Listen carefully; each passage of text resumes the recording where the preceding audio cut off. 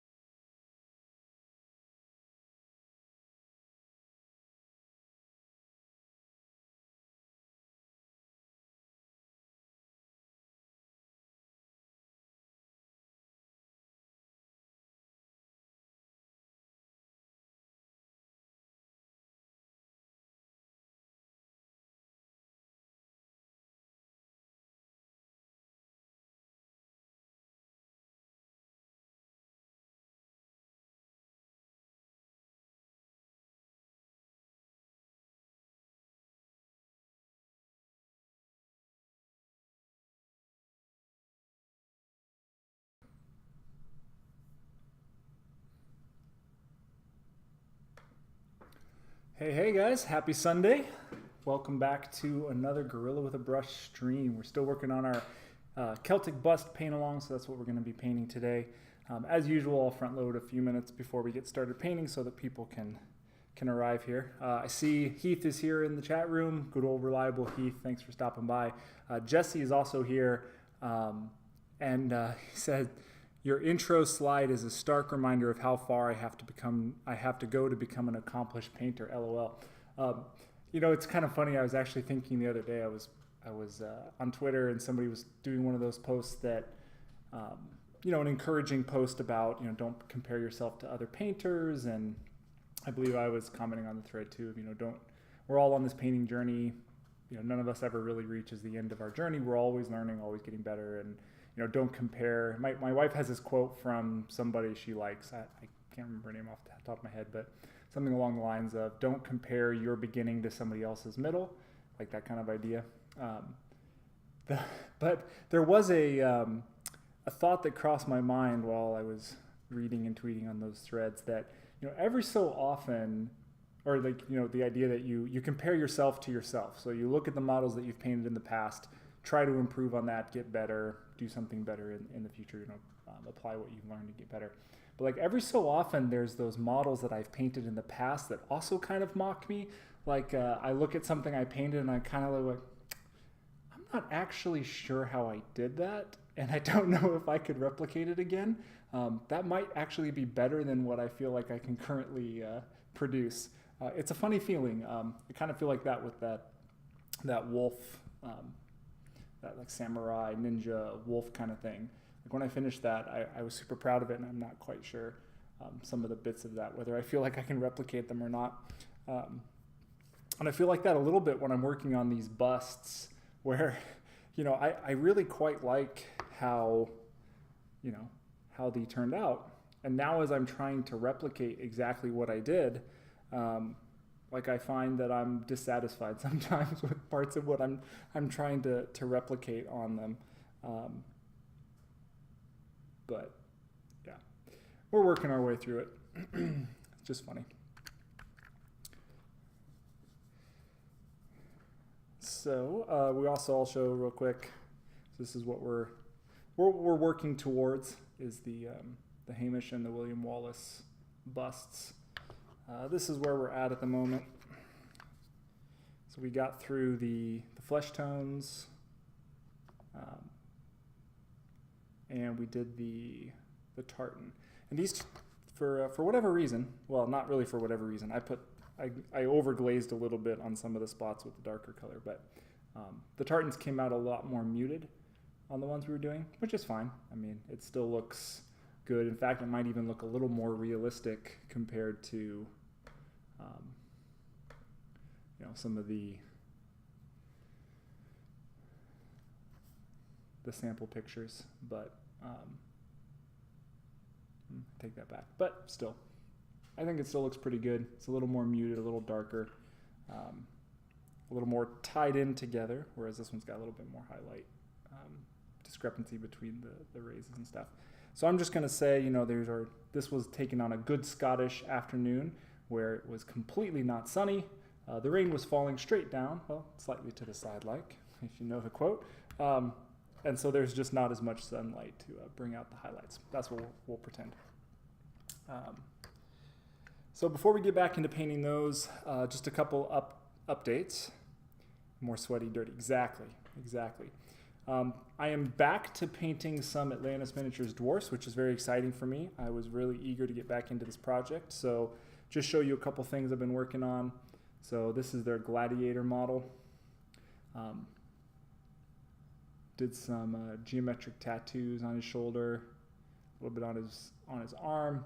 I kind of, in Dwarven runes, the kind of that idea, you see some of these really tough guys and they've got their last name tattooed across their back in sort of an arch. So I was kind of giving that little bit of an idea across his back.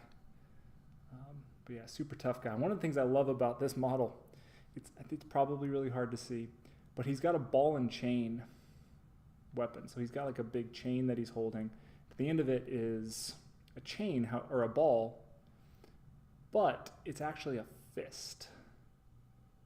that's a pretty cool weapon for him to have. So I'm excited to finish this guy up, work on him some. They've got these royalty models. So the king and the queen models. I need to redo their skin. I was talking to Atlantis Miniatures this morning about what if there's any particular requests he has for these set of models. And so the hair colors that he really wants on these were a little different than what I was going to be doing. And so I was trying to match the flesh tones to the hair color I was going to do. So do a little work on recoloring their flesh tones. But I really like these models, and they have their thrones. They're just very, very gruff, grim, tough leaders of the dwarf population. We've got a saber-toothed tiger rider. I haven't done the glazing on her skin tones yet, but I did some tattoos on her arms as well. I'm going to wait until after I do the tiger, because I want to see what the color tones come out to be for the tiger and sort of have her skin tone look better with how the tiger comes out. And I haven't quite figured out what that's going to be, so she's got a little bit more work to do. There's a bagpiper. There's a standard bearer.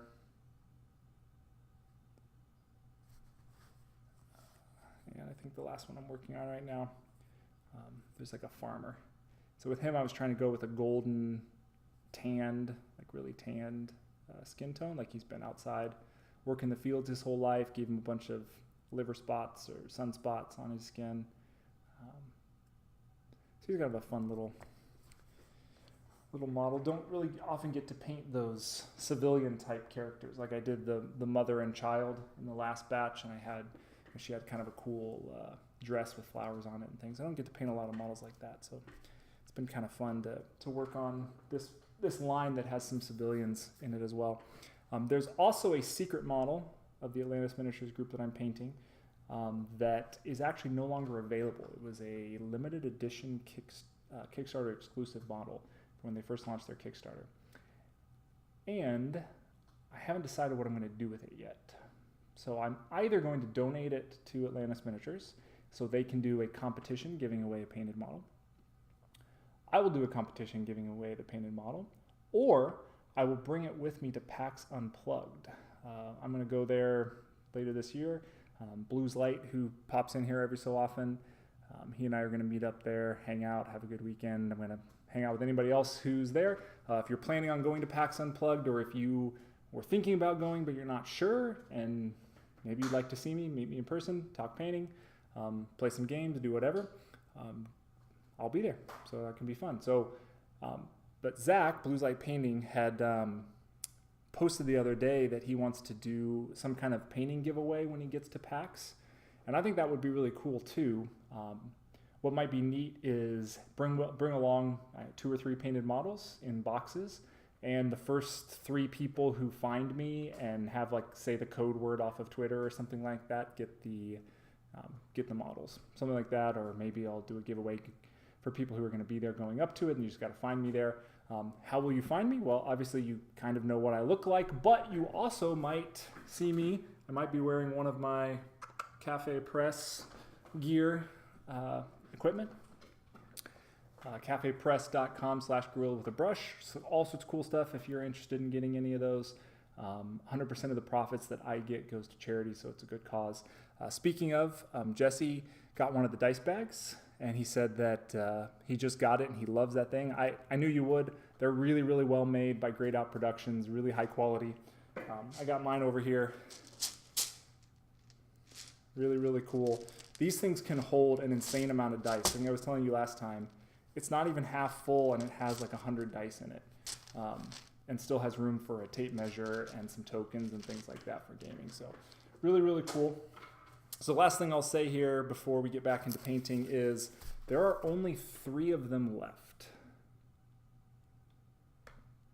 And at this time, and 100% of the purchase price of this goes to charity also.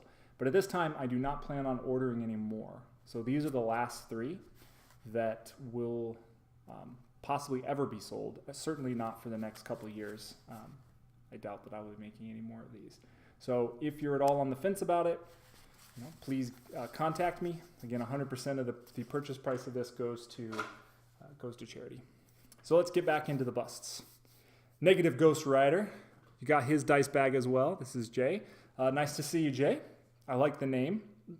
Takes me back to a simpler time of fighter jets and beach volleyball.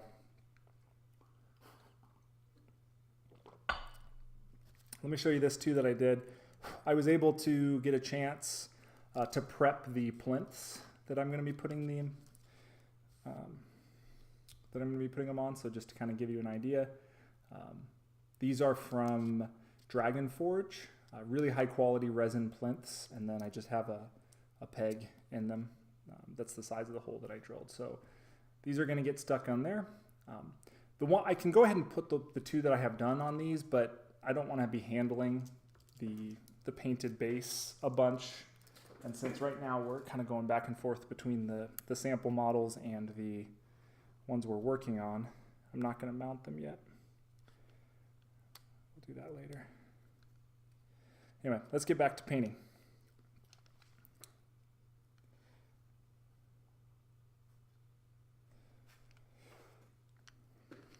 Thanks for always sticking through that first talk.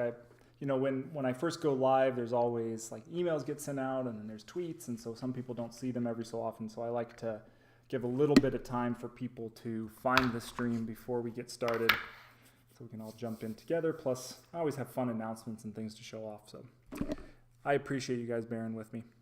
So what we're going to be doing today, at least starting on, and we'll see how far we get. I'll show you the two things that I'm hoping we can get to.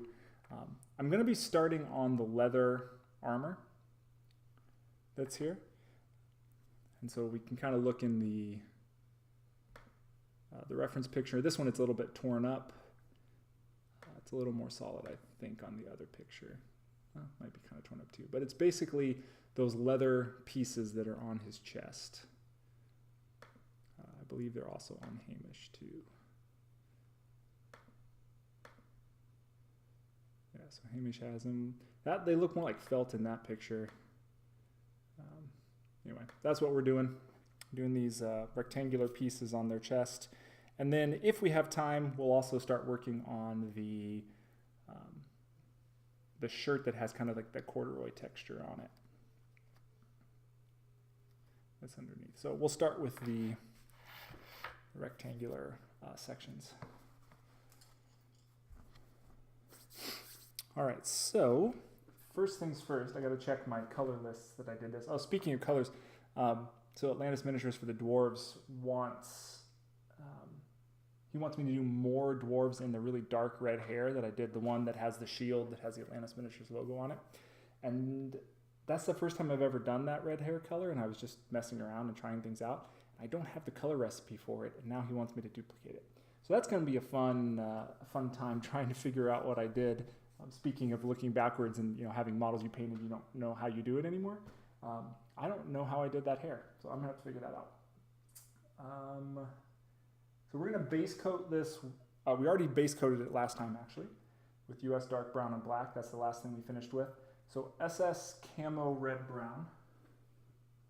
Sorry, a giant lizard just walked past outside. I'm going to take a picture and post it on Twitter so you guys can check this out.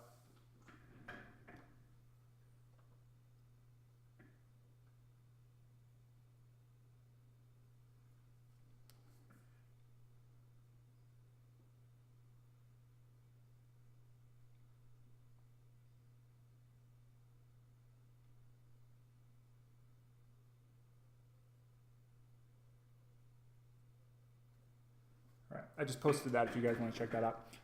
A desert spiny lizard. We got several of them that live in our yard.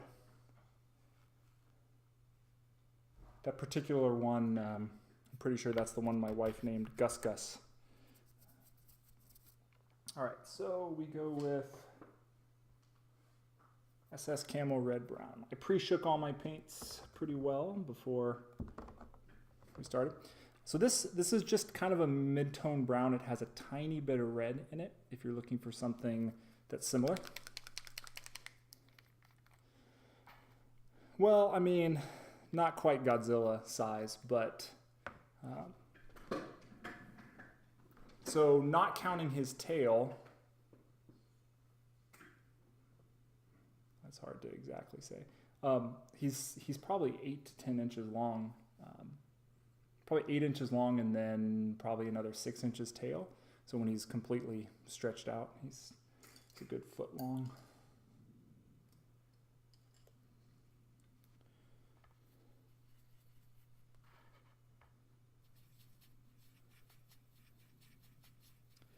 I've had a really overcast weather this week, so if the stream looks a little darker than normal. Normally out here in the room that I paint in, there's tons of natural light. We have some solar tubes, so there's like almost like skylights in this room, and then we have tons of windows around, so it's usually a little brighter in here. It's kind of dark today.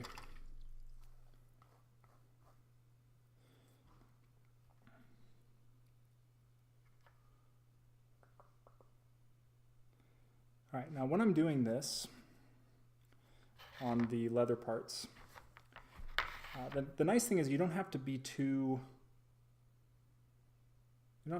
fine with this. You don't have to get really solid coverage.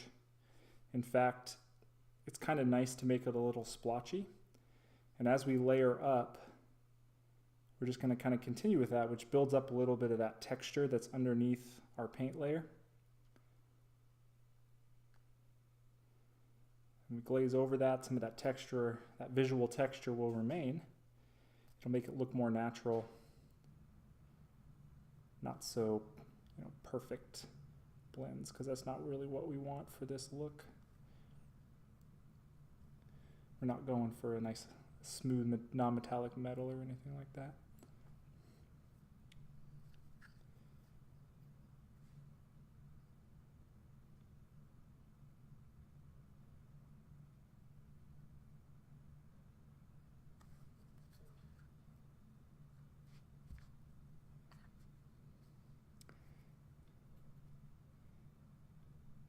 What's up, Sis Jizzy? Sis I still don't know how to pronounce either way. We'll call you Dread Raw. Sizigi, Dread Raw. But I do appreciate, I've asked you in the past because I always forget that's you when you come in, because the names are quite different. So thanks for letting me know. I just saw that you posted work in progress of an Age of Sigmar model on Twitter. It's looking really sweet, man. Very cool colors, really nice highlighting, nice blends. It's really cool, man.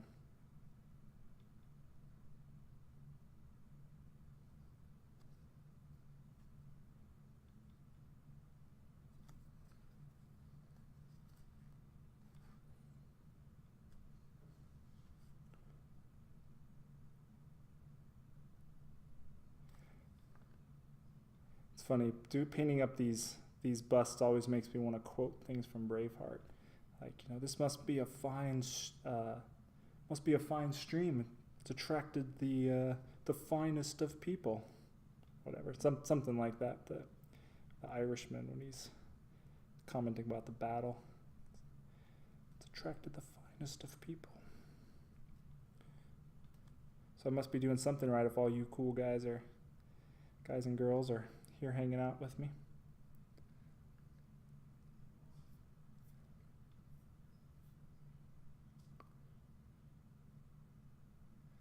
So what do you put in the paints to break up the pigment as I shake them? So there's a couple options. For the shaker bottles, these particular shaker bottles have a pretty narrow opening, the scale 75 ones. So I used to have a whole bunch of glass beads. So in my Citadel and P3 containers, I would have the larger glass beads, and I just got those from a craft store. We have Michael's here locally. I don't know if you have those where you're at, but just got a bag of glass beads and had those in there, and they were my agitators. I don't have those in these shaker bottles. I have something else, which I'll tell you in a second. But the reason is the Scale 75 paints, especially their original line, and to a pretty good extent the Warfront colors as well, are very, very thick. So thick, in fact, that the glass beads are often not quite heavy enough to really start moving the paint as you shake them. So I have two little like metal beads in there. Now, I said metal, and some people might start exploding on the chat and saying, never put metal in your paints and blah, blah, blah, blah. And for the most part, that's true. I have actually ruined an entire set of 120 Vallejo paints in my life by putting metal BBs in them, which then proceeded to rust during a couple of month period when I wasn't painting, and ruined the entire batch of paints, and I had to throw them out. So several $100s worth of paints. The ones I currently use, and they've been in these paints for about 18 months now, or some of these paints for up to 18 months. They are made by MIG, and they are a paint company, and these are the same metal beads that they put in their actual paints and the products that they sell. Ammo by MIG. So they are true 100% stainless steel ball bearings. What you often get if you put BBs in, or even if you just go to a hardware store and you get chromed ball bearings, they're often, the core of them is not stainless, but like the shell on them is. And so what happens is, if there's even the tiniest little imperfection in the coating, or over time, a little bit flex off or something like that, you expose any of that core, instantly you start getting rust, and then it just gets out of control, ruins your paint. So yeah, Ammo by MIG is the company I get my little metal beads. But if you want to play it totally safe, glass beads are the way to go. Just the size of them that fit through the opening in these shaker bottles become so small that they really can't move through some of the thicker scale colors. You can kind of mitigate that if you pre-thin in your bottle a little bit, so you can kind of get around that. But anyway, that's what I use. Again, if you want to play it safe, glass is the absolute best that you can get, assuming your paint's thin enough to actually be able to let those move through, given the size you have to put them in. But for me, I've got the metal Ammo by MIG paint shaker balls. I got them off Amazon. I think it was like I want to say it's $8 for 50 of them, so not too expensive. Okay, so we did our first coat. I'm going to add sandalwood to this. So this is kind of a light pinkish brown. We're going to be glazing these later, so getting something that's exactly like this is not super critical. If you just have even like, just a tan or something, you can. I'm putting this just to keep everything a little bit more in the red zone, not completely desaturate the reddish brown color that we've got going on. But it's really not that critical, because again, we're going to be glazing over these, and so restoring a lot of the rich browns later, so it's not super critical.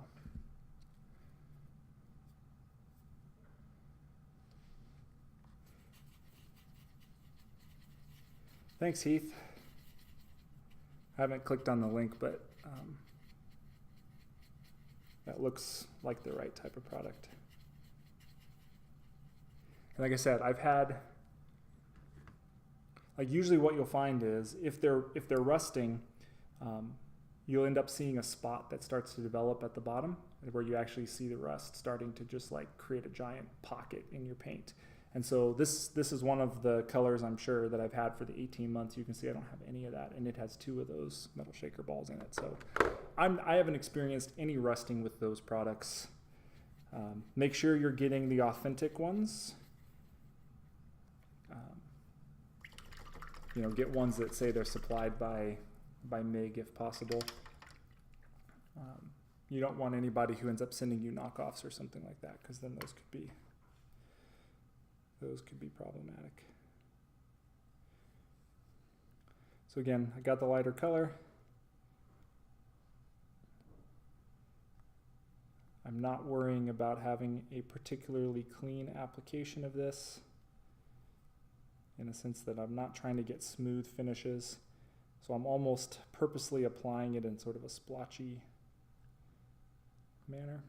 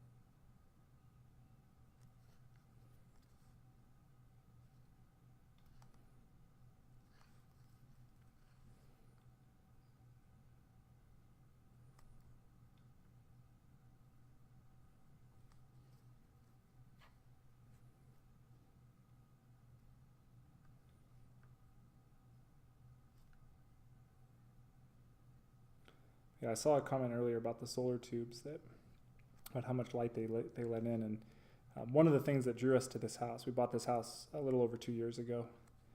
My wife does home staging, so she helps people get their houses ready for resale.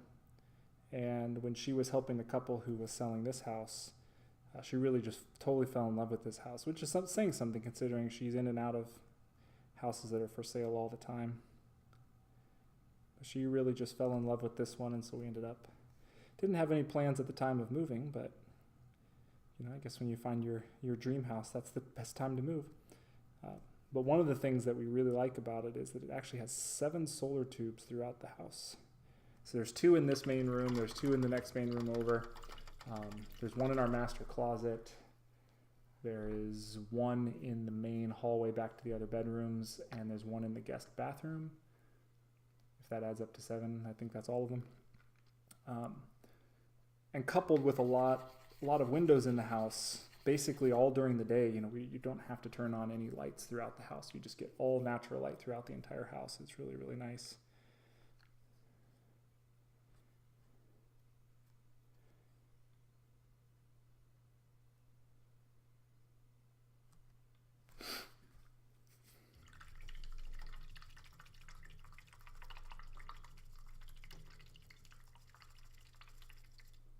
Jesse, thanks for stopping by. Have a good trip.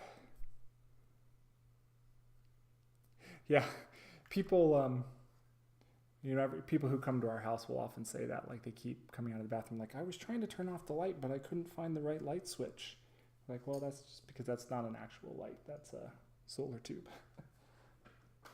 Okay, next layer, we're going to add some more sandalwood.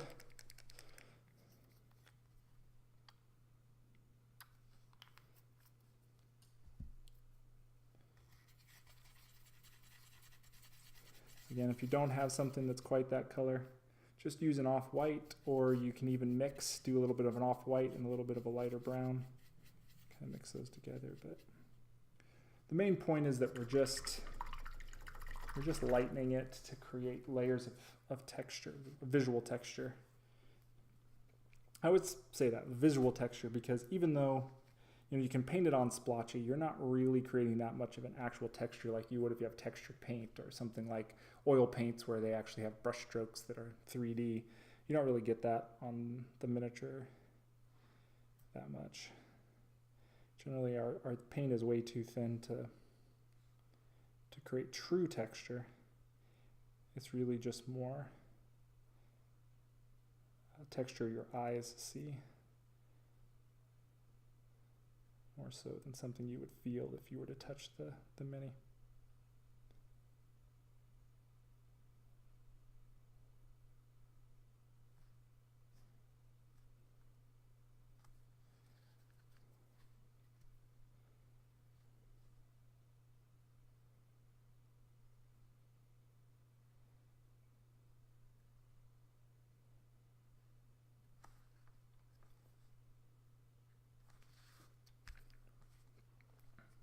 Yep, illustration of texture.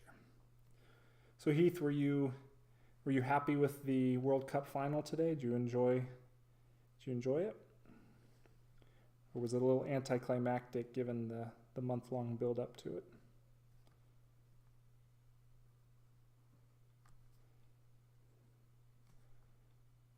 I didn't watch a lot of the games. I just watched England versus Croatia and then a bunch of the game today.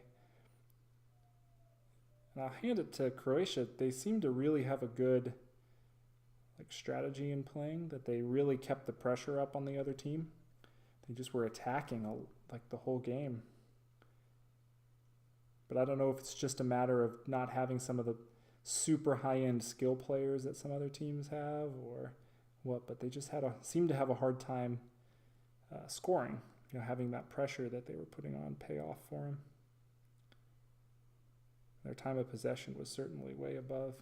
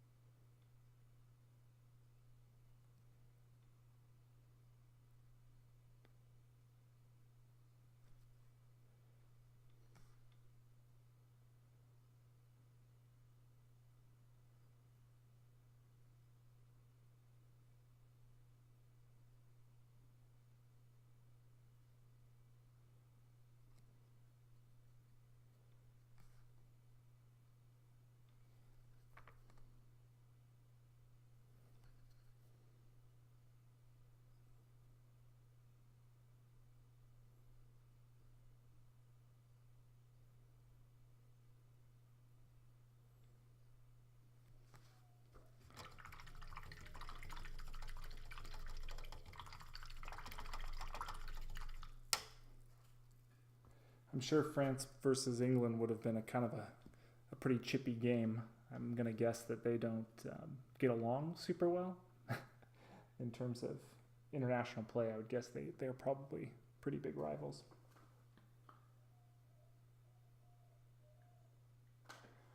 All right, so at this point, I have most of the visual texture that I wanted built up.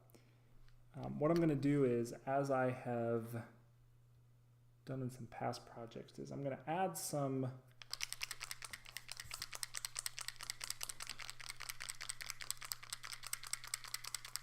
using some birch and some black. Add little dots, little scratches. Again, just continuing to give that illusion of some age on the leather and some blemishes, battle damage, scarring, light hitting off of little imperfections, all sorts of stuff like that. So first off, I'm going to take my very flayed dry brush here. Get most of the paint off of it. Just kind of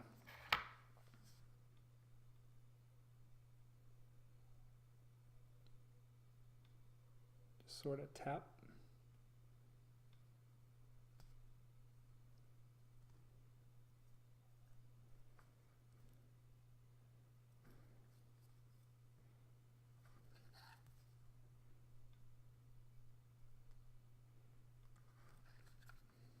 I generally like to do the lighter one first. I'll come back with black and do something very similar. The lighter color, you can end up getting a little overzealous, having a little too much of the light. So then doing the dark on top knocks down some of that most extreme.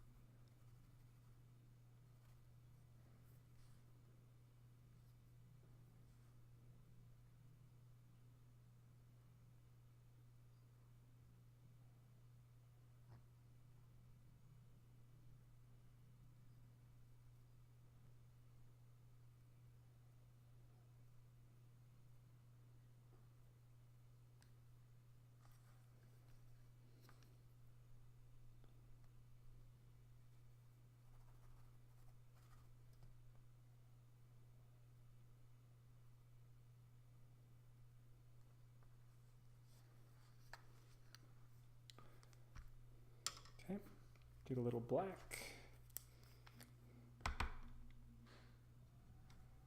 Again, I'm not really shaking my paints too much. I used my paint shaker, which is really, really good for the scale 75 paints because, like I said, they're pretty thick. You end up having to shake and shake and shake and shake. It's very hard on my elbow and wrist after a while. So I pre-shook all my paints, so they're pretty well shook up. I might do a little, last minute shaking, but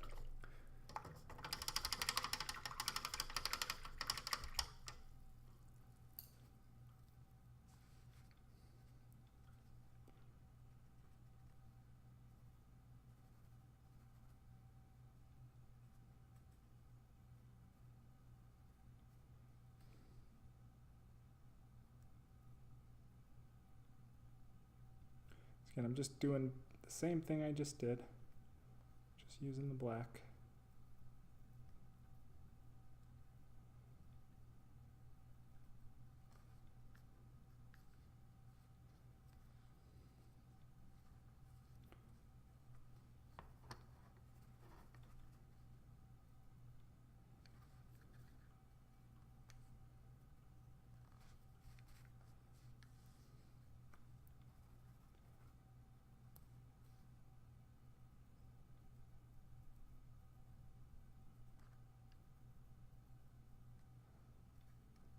Now, if you want, I have a brush that's just almost perfect for what I'm doing here in terms of leaving mostly just little marks as opposed to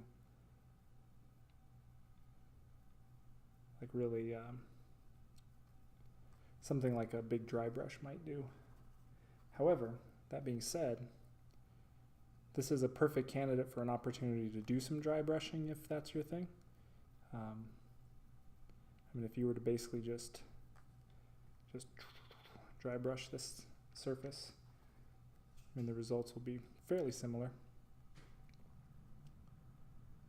The one thing you'd probably notice is that more of the color is going to get picked up at the edges as opposed to the center, where this is depositing a little bit more on the center. But it's just a little bit different look. Feel free to experiment.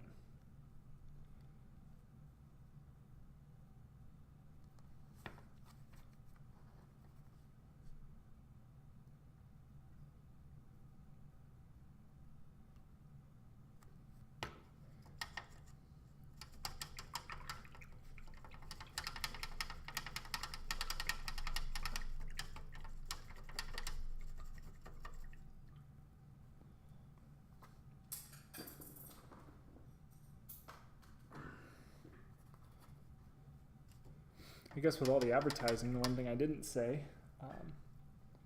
was remember that the busts that we're painting here, you can get those on my website. It's on the screen there, grilledwithabrush.com. There's a tab that says Celtic Busts. If you're at all interested, you can purchase these. I sell them. They're limited edition. Only 90 of each copy were ever made or ever will be made. So yeah, if you're interested, you can go to my website, order those.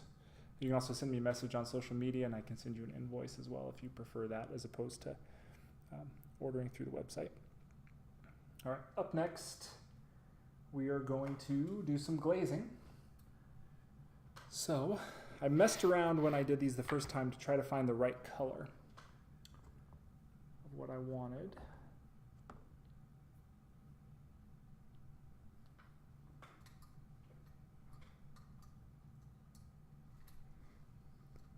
Thanks. Thank you, Heath.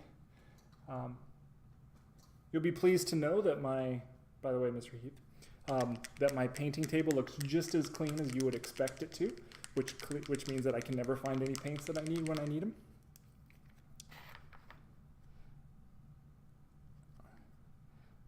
I pre-shook a lot, so I kind of pre-sorted most of the paints I needed today, but that doesn't stop me from being completely lost.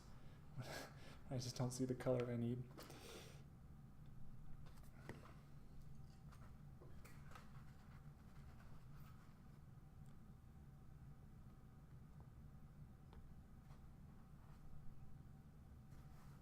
Not sure where my puncture tool went for when the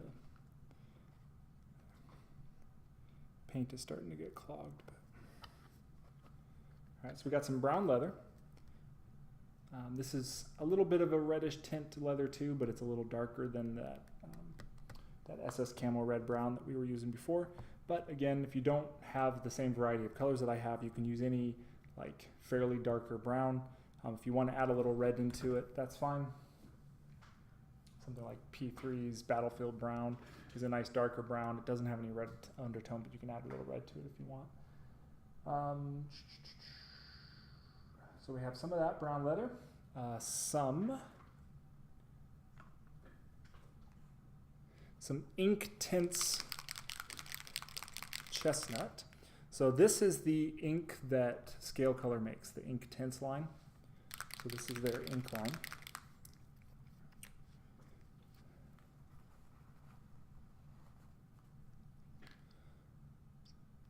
So have some of that in there. See if we need to add more. And some P3 Armor Wash, which is a little bit of a black ink, but it also has just like kind of a touch of purple in it, I think. I'll see if I can spread a little bit out here for you so you can kind of see what it looks like. I don't know if it'll pick up at all. Might be better to show it on some paper towel.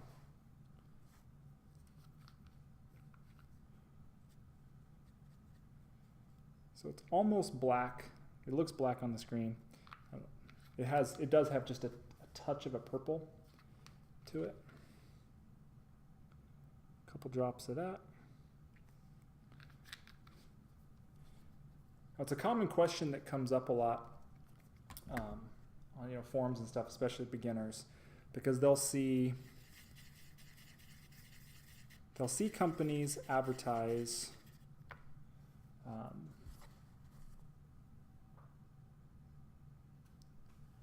that's pretty good. We'll try that.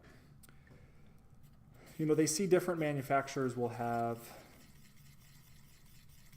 ink, they'll have wash, then they'll hear people talk about washes versus glazes.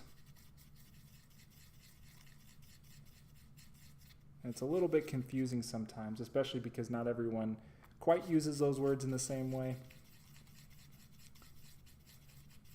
But generally speaking,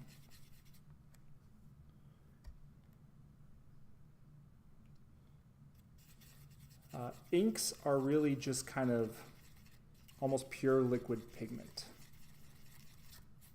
So they are very, very, very intense saturated colors.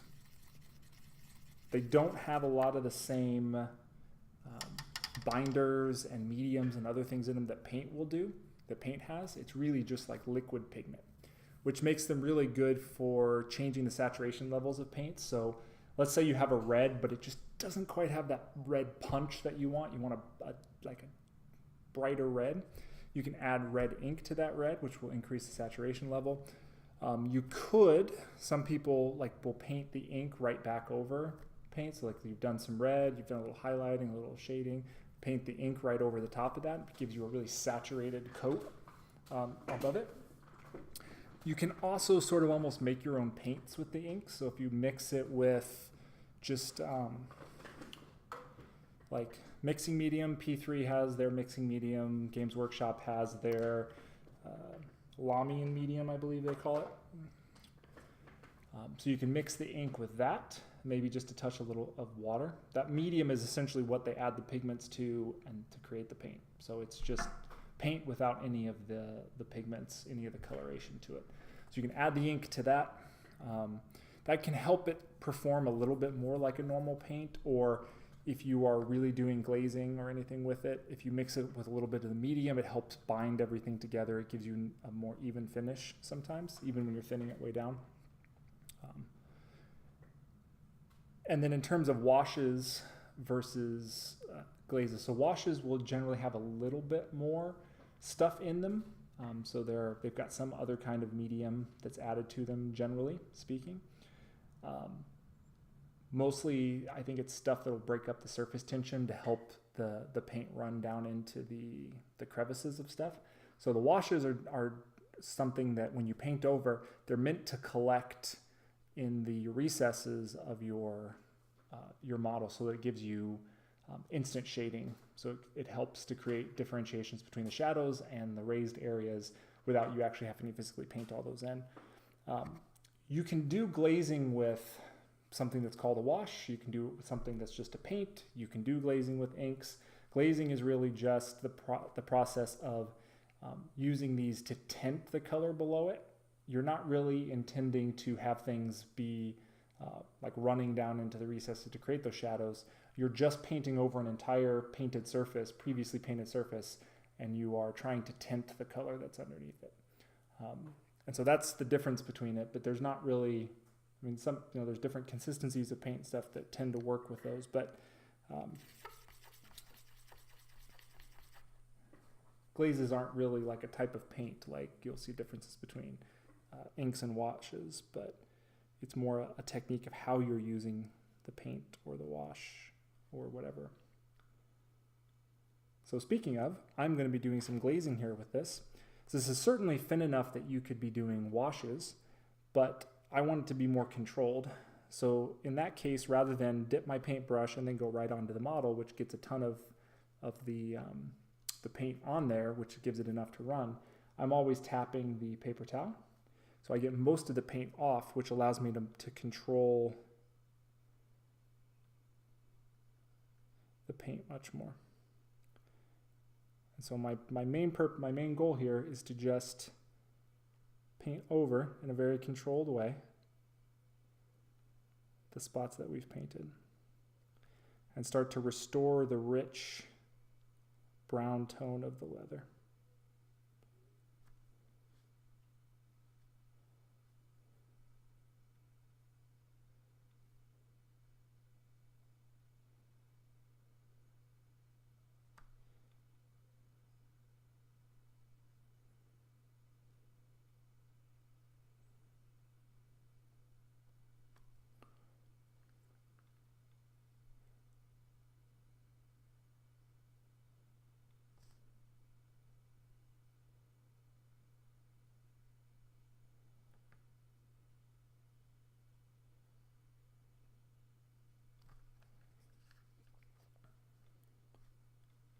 So I'll just kind of quickly show you as these are starting to dry. So with one pass over, you can start to see that rich tone added. Whereas over here, things are more desaturated and we've got those layers in there that are showing more. But this is starting to become more the color we want, but you still see some of that texture below it. Heath, I really appreciate it. Thanks for stopping by. Have a good night. Enjoy your week.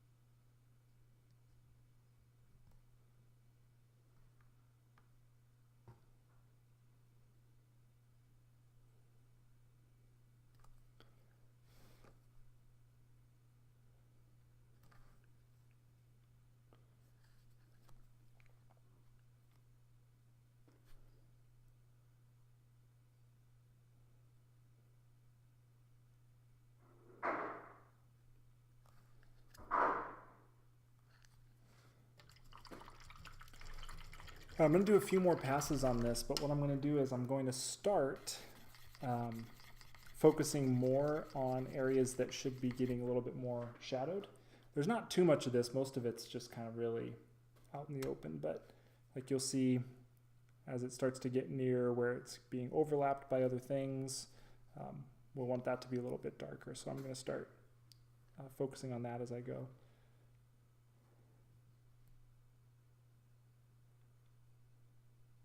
So I do my brush strokes in the direction where I want the darker leather. Underneath where the buttons are, towards any place where there's something else meeting it.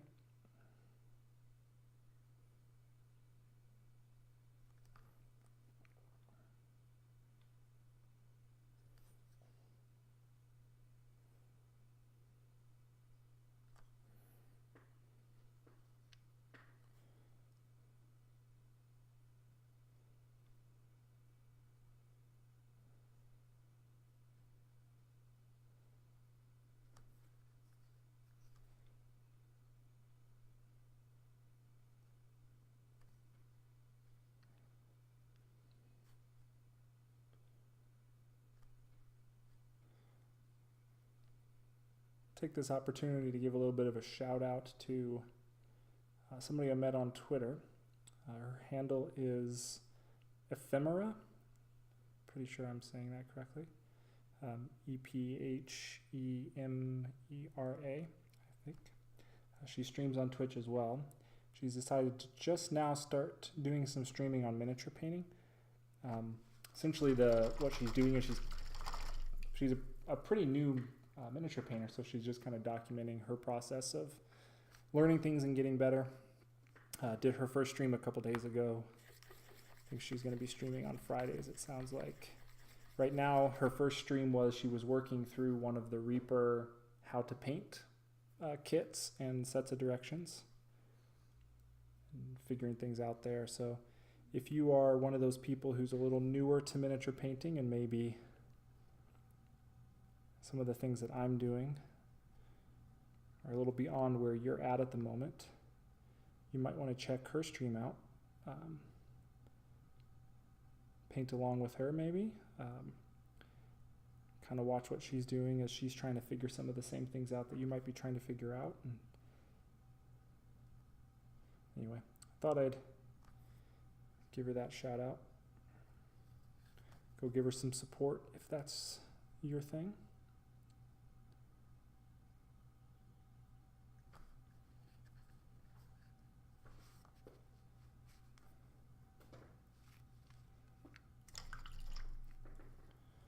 Kind of want to see where I'm at.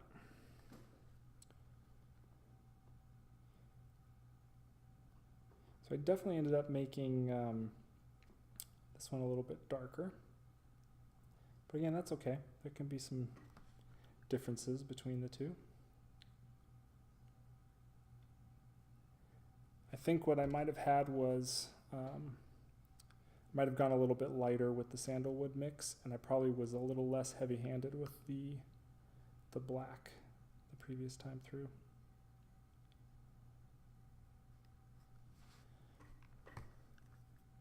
But that's okay.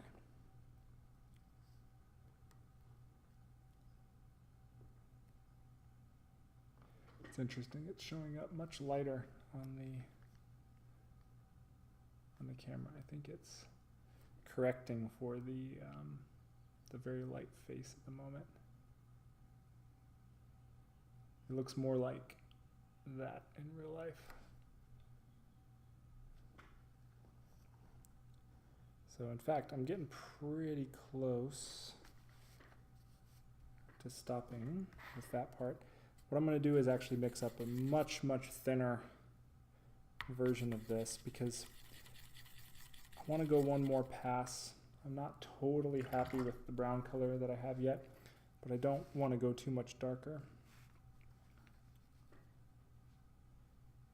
So just kind of make one final pass.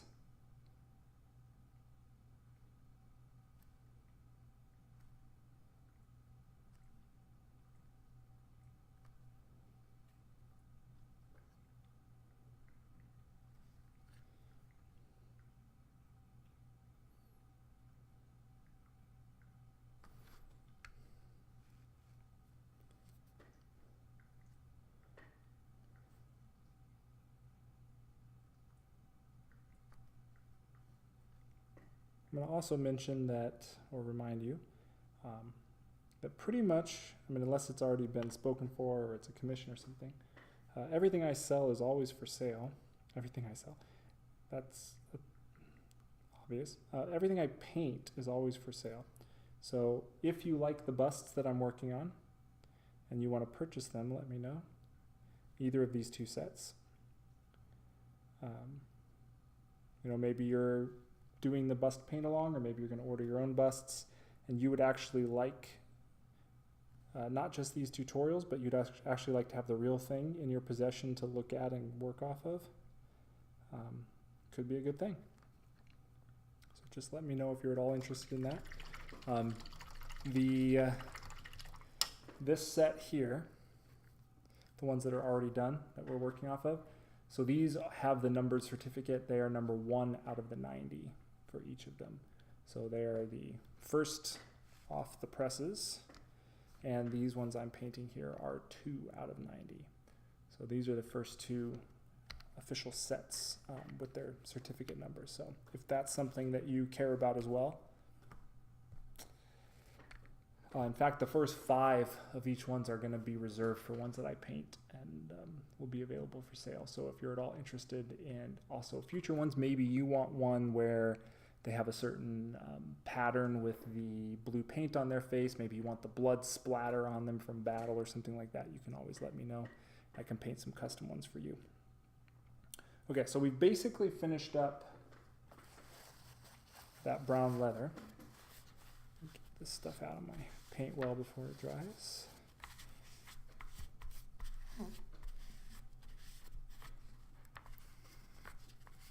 Just makes it easier to clean up later.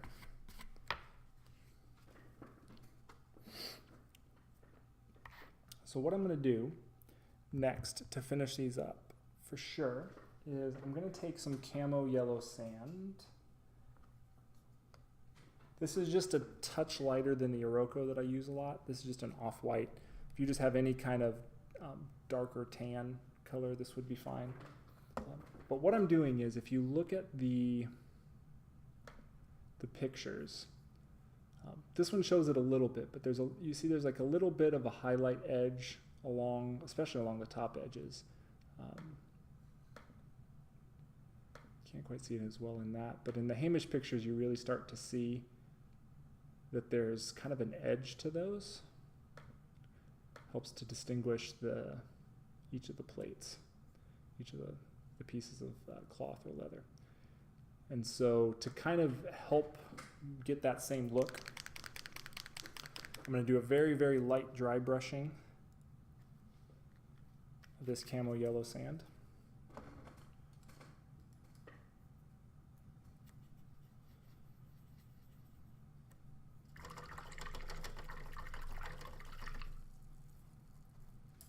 And you can see that on the ones that I've already done, you can see there's just a little bit on the edges.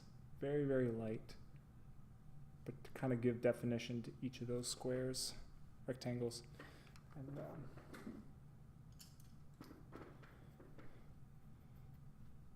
match our concept art.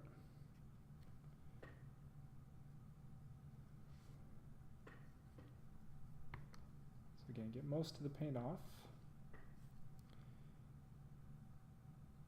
And I'm going to focus my attention on the edges of the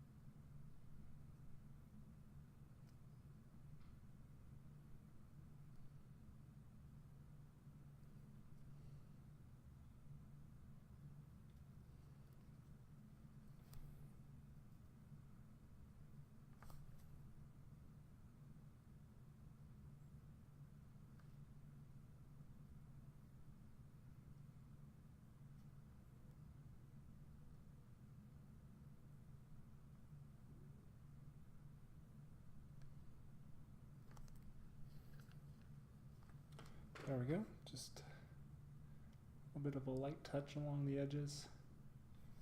It also helps to lighten things up a little bit. Like I sort of said, we were getting a tad dark on there. While this is, I'm gonna go to a slightly smaller brush. A little bit more control.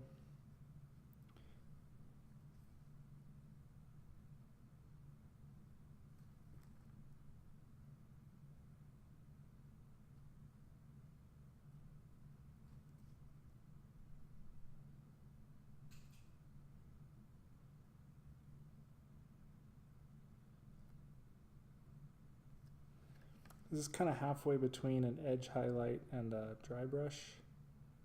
If you're doing something like Space Marines and you're doing edge highlighting, it's got a lot. I'm doing a lot of the same thing, that same type of technique, but using a little bit rougher brush, a little bit rougher strokes, a little bit less paint on my brush, so that everything's not totally perfect. Because it's not like a hard metal edge or anything that I'm painting here. It's a soft leather or cloth material.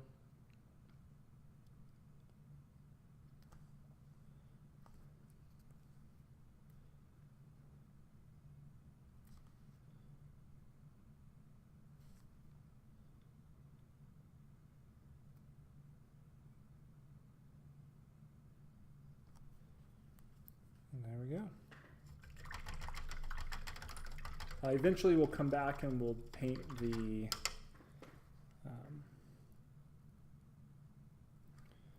little metal spots on here, but I'll do that probably when I do some actual other metal on the miniature rather than worry about that right now. All right, we got plenty of time to start that shirt. Okay, so we're gonna work on the shirt that's on the side. There's a little bit of texture sculpted into this model, but if you compare to the actual texture that I, in the final painted, I've hand painted a lot of texture. So most of that is me hand painting that on there. So this first thing I'm going to start off with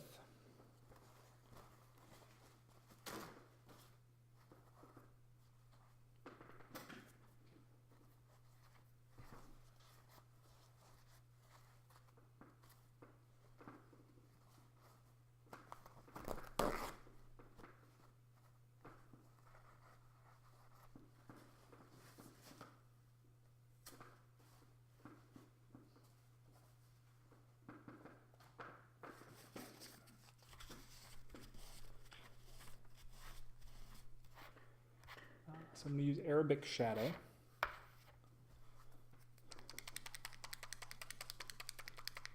And this is going to be what I'm going to do the initial stripes with. So Arabic Shadow is like a mid-tone brown, but it has a little bit more of a green base to it.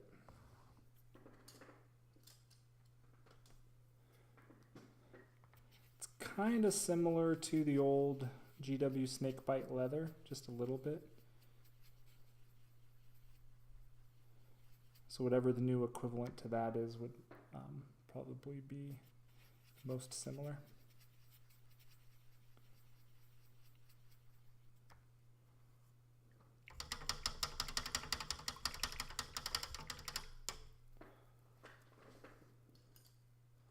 So take my detail brush.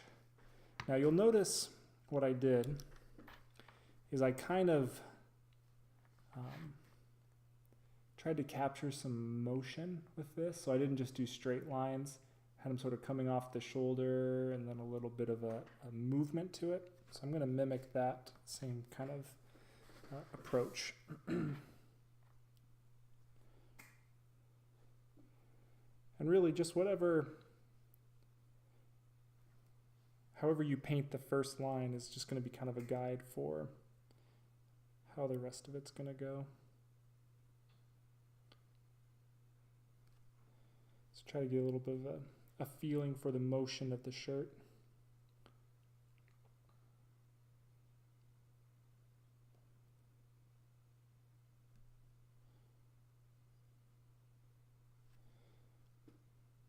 So I just kind of created a little bit of a line there.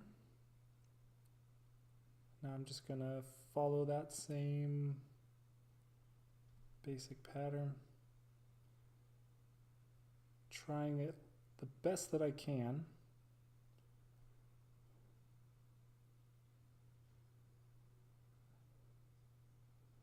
To have a consistent width, both between the stripes and the width of the stripes themselves.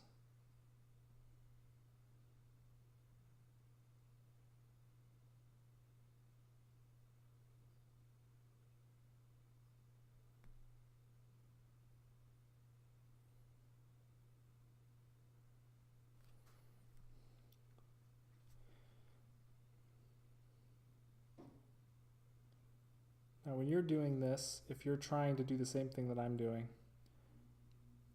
and you're struggling, don't be afraid to paint back over. Use your base color. Paint back over and try again. The other thing I'll say is don't be afraid to do thicker stripes than what I'm doing. More space between them, fewer. It's a little bit easier to manage. So for your first go, maybe you be a little less ambitious.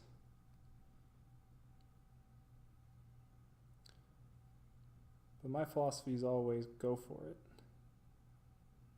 And the only way you learn is by actually trying something.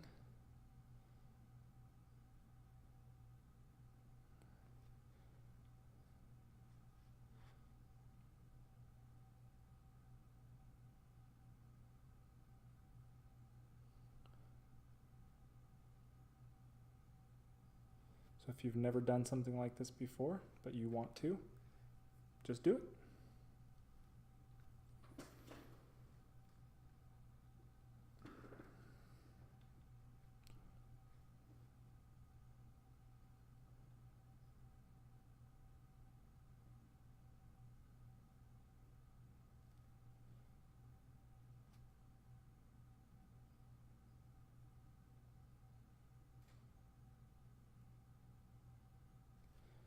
One tip when you're doing lines like this, if you can play around with the consistency of your paint and how much paint is on your paintbrush and things like that so that you can make the line in one pass, like I just did that line, it was just in one continuous fluid motion.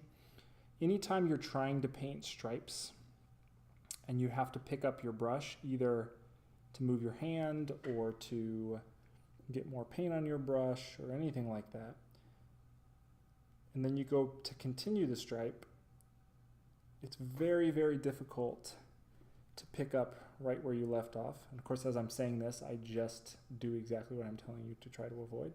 But it's very hard to pick back up where you stopped with the same thickness of the stripe, the same motion, and so on. I've done it enough that I'm pretty good at picking up where I stop, but the less you do that, the better it's going to come out in general. For most people's, you can see where they stop. If you have to stop, stop in a place that is where you're going to end up with recessed spots. So you're going to do shading or something like that because you can hide a lot of your mistakes.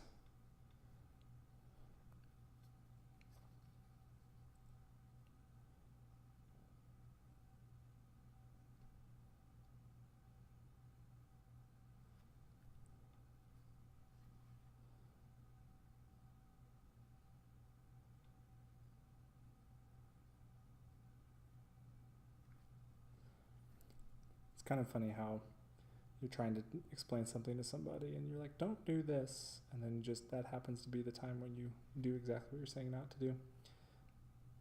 One day I was watching a video by Cujo Painting, who's quite quite a good painter, and he's a very, very good tutorial videos on stuff. And he was explaining the same process that I explain a lot about the direction to move your brush. You know, you want to move your brush if you're using lighter colors, you want to go towards the highlighted areas. If you're doing shading, you want to move towards the recessed areas. And he's explaining this, he's doing voiceover on a model. So he's explaining this, and then on camera, he's actually doing exactly the opposite of what he's telling you to do.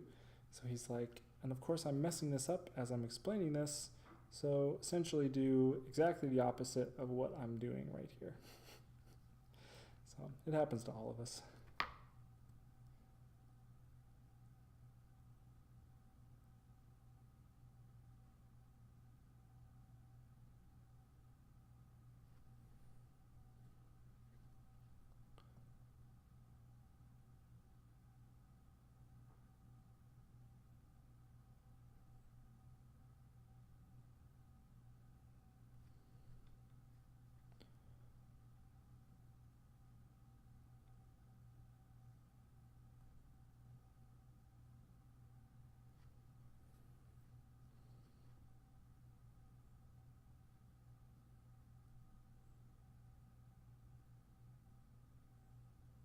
It might have been a good idea to actually show you the reference picture on this. You can kind of see the shirt there on his right shoulder.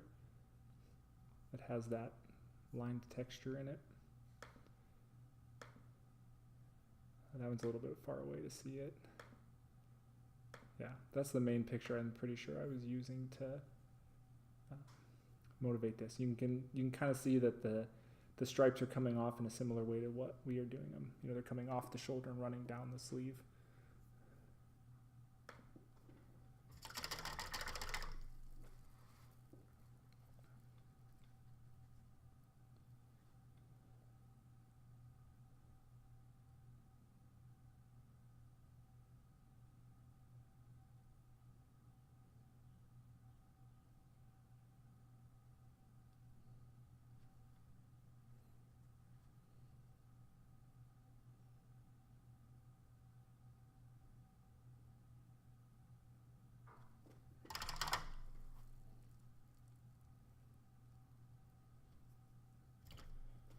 Got a little bit on the tartan there. Just wet your paintbrush, rub it over it softly until you loosen that up. Paint that you've just applied is going to come off easier than paint that's been sitting there for a while. So even if it starts to dry, if you use a wet paintbrush and just kind of softly go back and forth over the spot where you just got it, generally speaking, that paint that you put on there is gonna come off before the paint underneath, as long as you're not being too abrasive. All right, let's do the other sleeve. I got a little bit of the white dry brushing stuff along the edge of the sleeve here. Shouldn't be too big of a deal. I mean, I could go back and base coat over that, but I'm just going to gamble that the stripes are going to cover up most of that.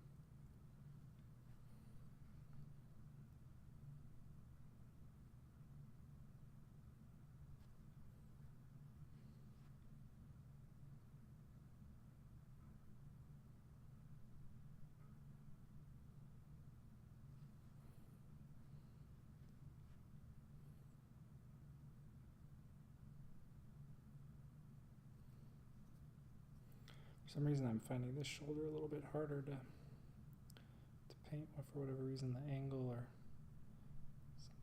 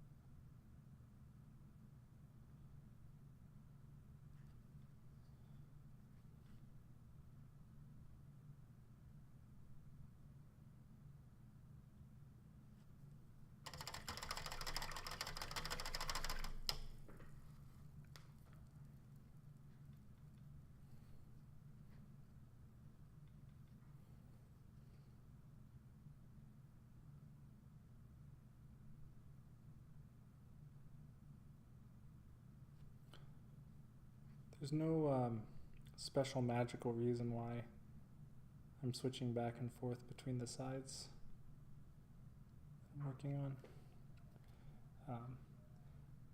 It's just that I went rock climbing today, so my hands are kind of tired and crampy. And so this fine detail work, holding the model in the same position for too long, and my brush hand in that direction for too long, just my hand starts cramping. So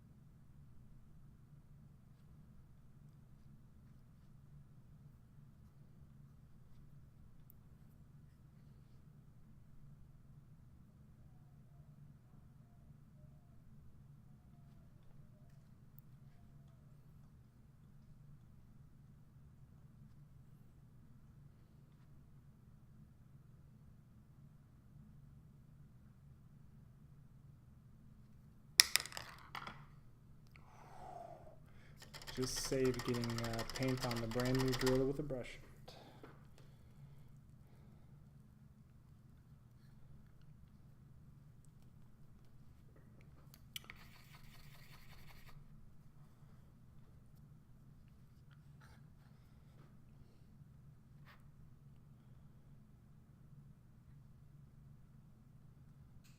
Now we're going to do this same shirt on both of them. However, there's a lot more striping to do on this bust, because you probably noticed it when we were doing the leather rectangles. But the Hamish bust has the leather on his arms, so most of his sleeves are covered. Whereas this model, the sleeves are exposed. Alright, so we got to go up and do around his collar. And so for the collar, I just have the stripes kind of moving out towards the shoulders, down the collar and then out towards the shoulders.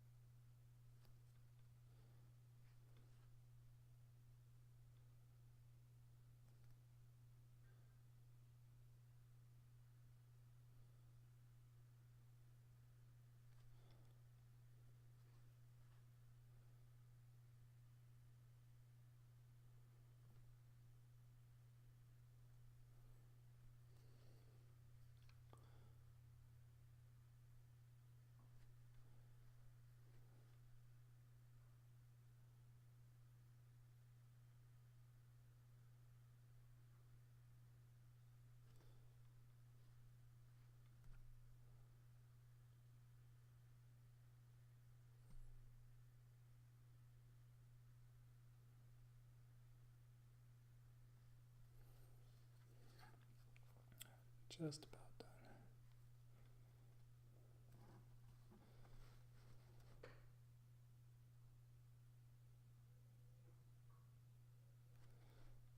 I don't know if anybody's still out there, still listening.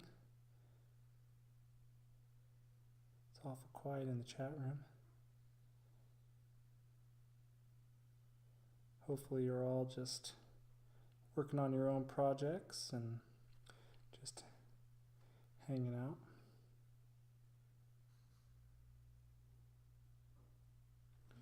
No, I tend to be more often a lurker than a chatter when I watch streams.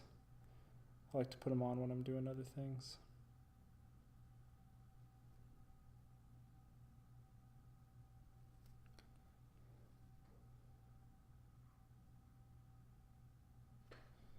I really like listening to Baphomet stream.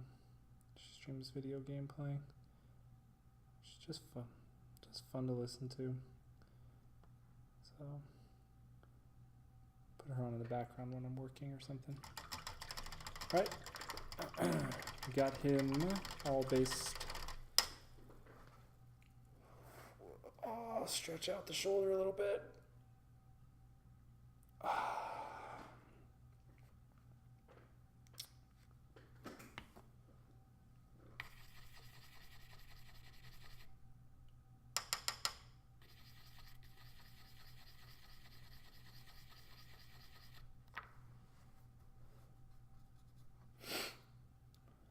So you can see we'll have some stripes just like right here. You'll barely see them. There, a little bit peeking there, a little bit there, and then mainly it's just going to be up along his neck. So this guy's going to be a lot quicker.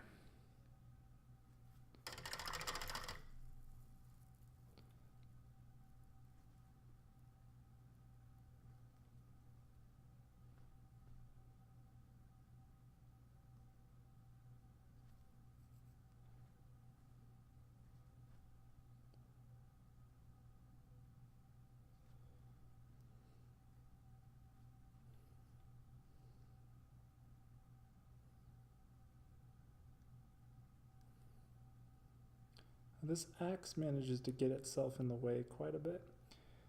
I tend to prefer to paint models fully assembled or as close to fully assembled as I can. The reason being is I've just had too many situations where like glue accidents or something where I've spent all this time painting something and then some glue gets places I don't want the glue to get. It ruins paint jobs. And so I tend to like to paint things assembled so I can avoid that. It certainly makes some spots harder to get to. But for the most part, if something is hard to get your paintbrush to, sorry, it's also very hard to see. So I can just sort of jab a base coat brush way back in there, get some black paint or get something in like way back in crevices that I can't reach very well. You paint everything of the rest and you don't even see that spot's not really painted. So that's kind of my philosophy with that. These days, for the most part, the only things that I'll do unassembled are like if there's a shield that really covers up a body. If it's a two-part model like a rider and a mount, I might paint those separately, like the saber-toothed tiger rider and the tiger for Atlantis Miniatures. More just because it becomes unwieldy. Usually the rider has weapons and is kind of going all crazy, and so when you're trying to hold the mount to do all the painting, the rider on top just makes it very awkward. Or bigger kits like the Redemptor Dreadnought that I painted, that it's just too unwieldy to hold the entire thing with all of his arms and weapons and things like that. So, but as much as possible, it's just my preference, I like to paint things assembled.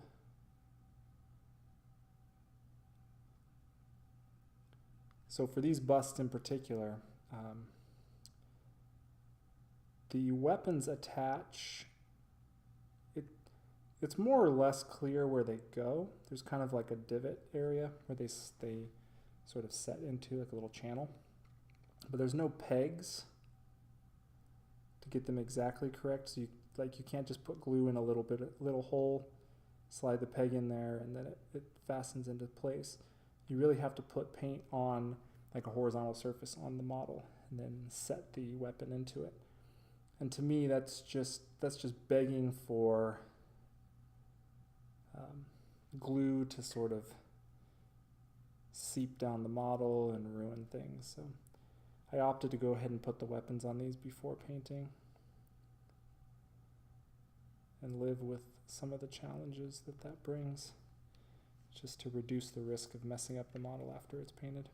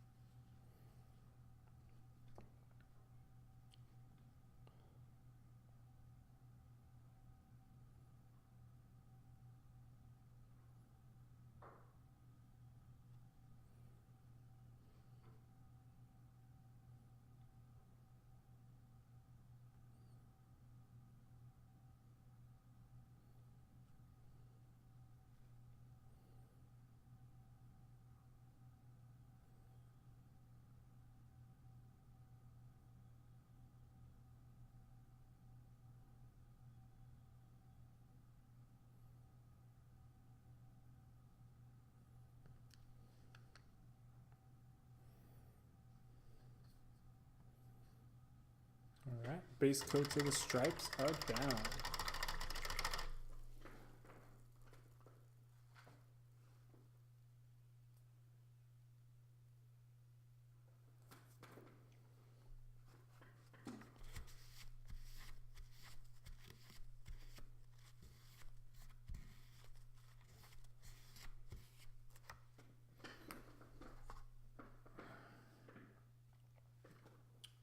So next up, I'm going to take some Morocco, which is like a yellowish khaki color.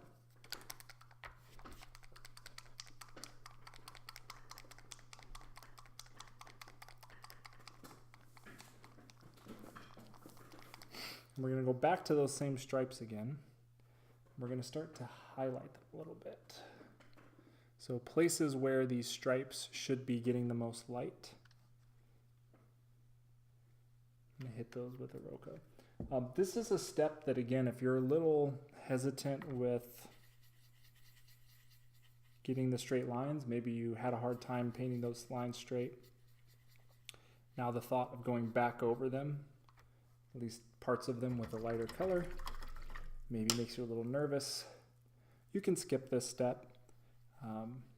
If you're just a little lighter handed with the glazing that's going to come up soon,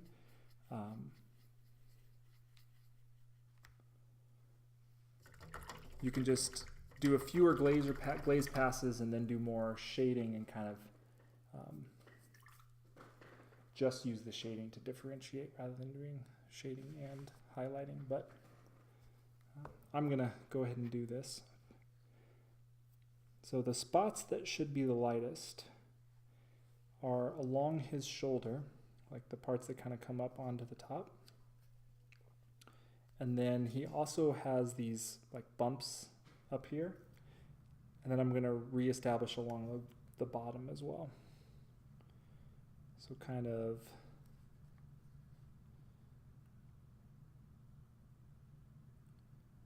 there.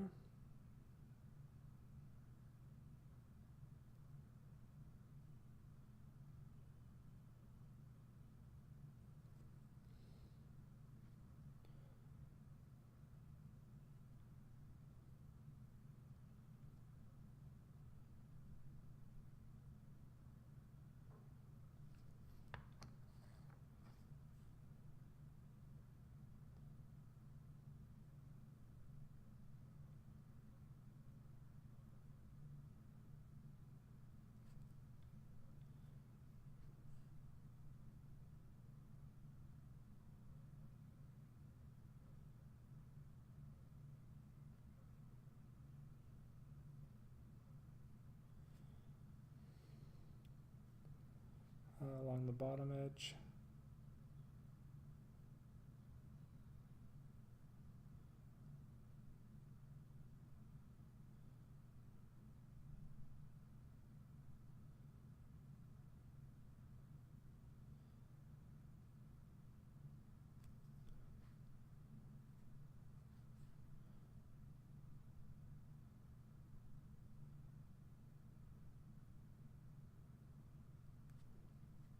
And then along the top. Notice that this isn't getting too crazy. Like there's not a huge stark difference, but I'm just trying to help accentuate the highlight spots for later when we do glazing.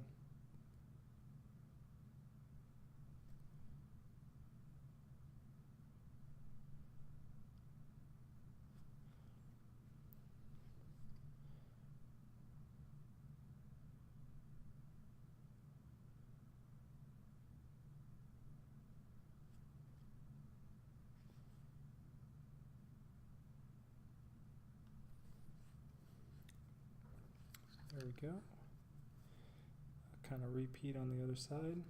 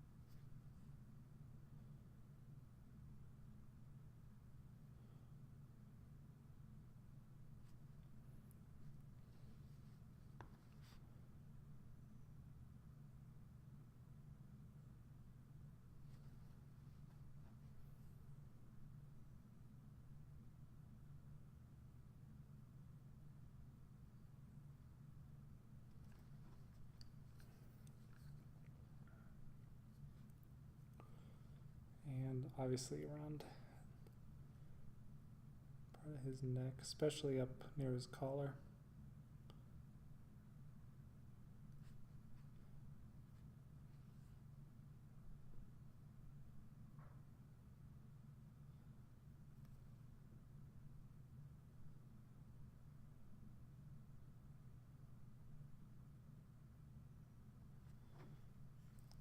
Cool, cool.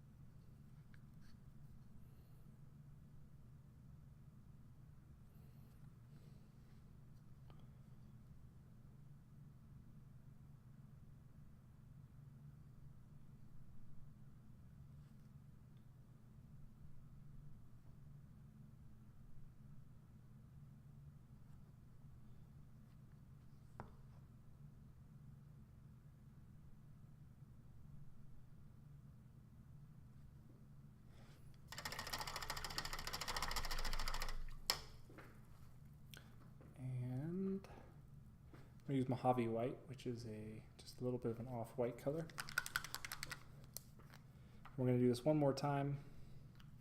Use Mojave White, use a touch of that Iroko in there, just to keep it from getting too stark. And we're just going to do the same thing, but not cover up entirely what we just did.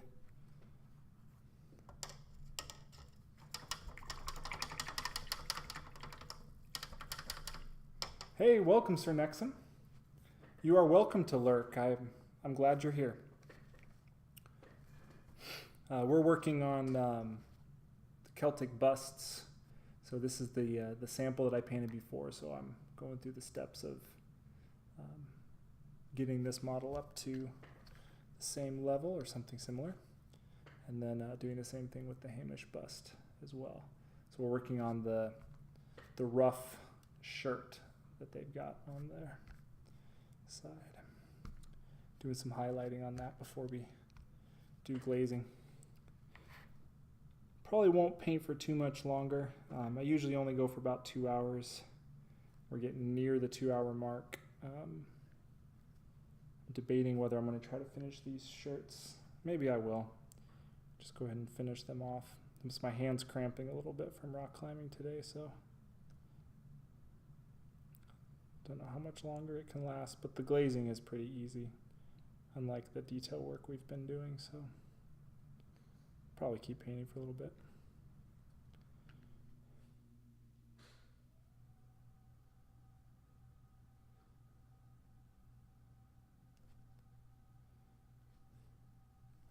So again, just barely hitting these spots that I want to end up being just a little bit lighter later.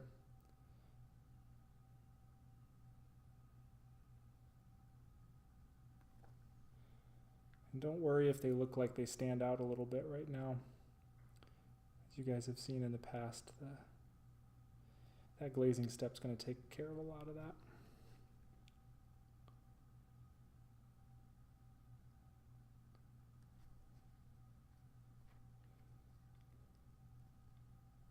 Oh, thank you, man. What are you working on?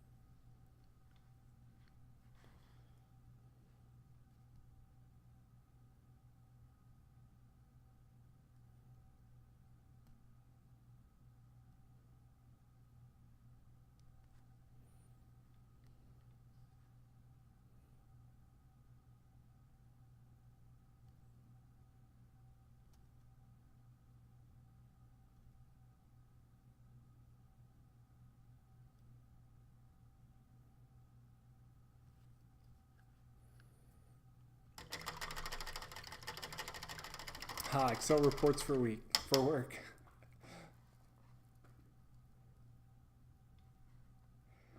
Cool, man. Well, that's awesome. Yeah, this week has been the first First weekend in quiet. Well, I had one other weekend, but I've only had a couple weekends in the last couple months where I haven't been working as well. And I've been putting a lot of streams on in the background while I work too.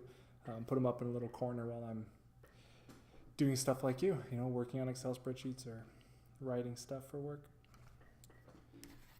It's nice to have something on to just be there in the background.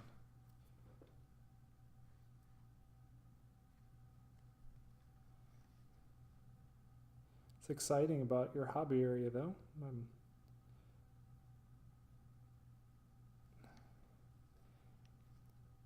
The house we live in now, we moved in a couple years ago. And in every way, it's completely our dream house, except it doesn't really have any space for me to have a dedicated hobby area. I could set up a little spot in my office, my home office, but that is like literally the furthest back section of the house. And I work from home a lot, so I work in that office. So for the most part, most of my days would be working there, then painting there, and then like just never coming out, never seeing my wife. So that's not really a great solution. So this, where you see me painting here, this is out in one of the two main rooms of the house. But it's where we have our TV. The kitchen's basically attached to this room. So in the evenings I can be painting in here, my wife can be doing other things, and kind of feel like we're still seeing each other and not completely separate. All right.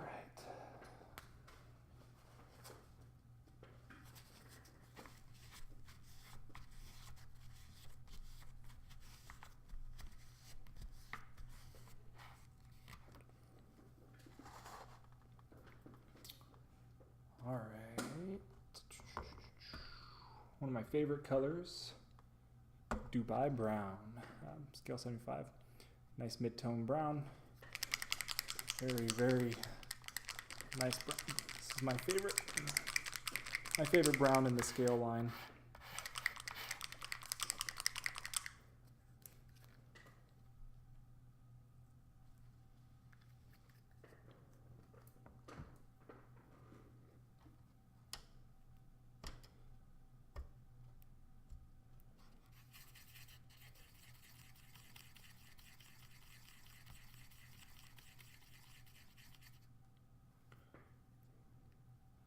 So we're just going to mix up a glaze.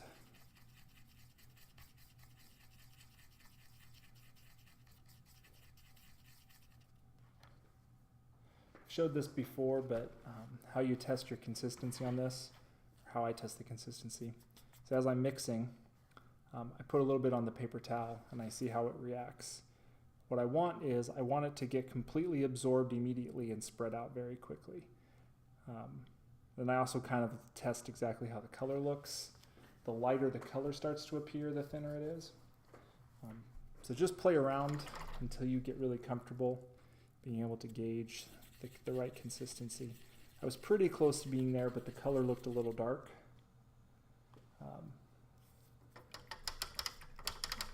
Which means it's going to cover up my other layers more than I wanted to, so I went just a little bit further with lightening it. All right. I feel like I keep saying that word. All right. All right, all right, all right.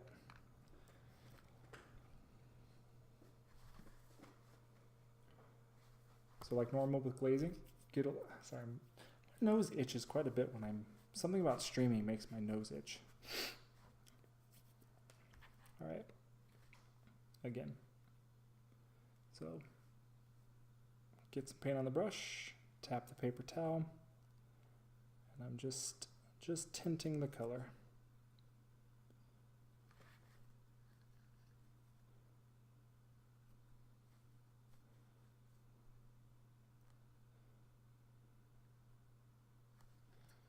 I'm not worrying too much about the direction of my brush strokes because right now I'm not really doing shading or anything. However, if you had to err on one side or the other, err on moving your brush towards recessed areas, it's always a good idea when you're doing a darker color. Pull those pigments down into the shadows. Less likely to have a mess with your finish.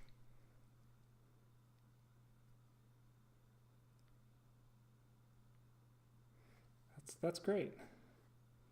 Sir Nexum said that he gets to do a lot of hobbying with his wife, so she's often painting and hobbying right next to him. That's great.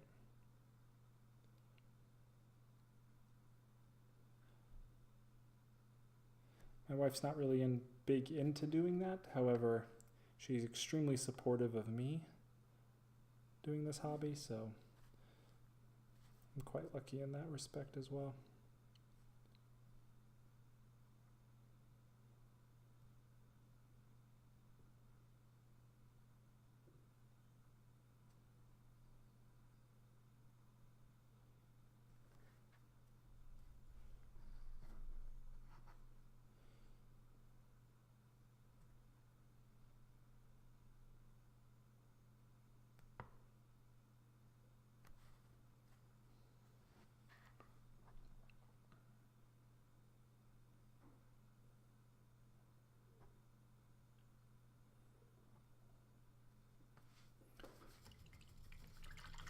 I'm going to go back and forth and do a couple coats of this. Sometimes I write down how many coats I did on this. I did not on this particular thing, but I would guess that I probably did 3 glaze layers for this shirt material. We'll see how it looks when we get done with the second.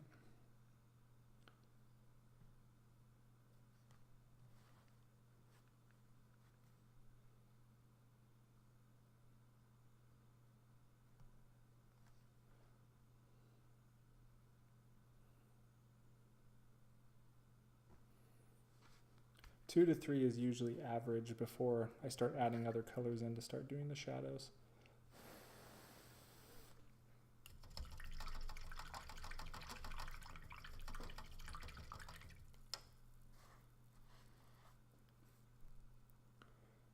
I think I'm going to need a third one, at least.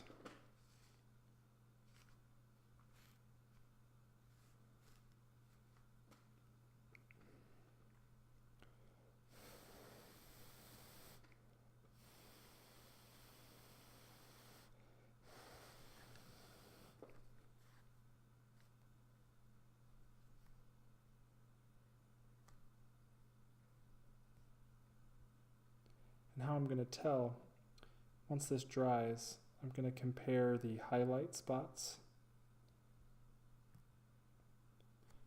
on these models to the sample models I did. If the highlights look lighter on this model, then I probably need another coat. You don't look at the shadow so much because I still have to do some shading passes after that.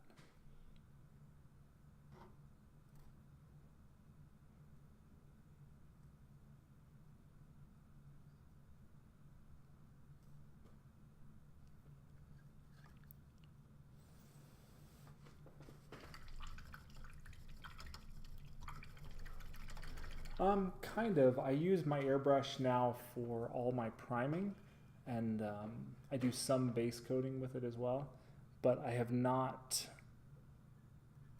tried it with actually doing much beyond that.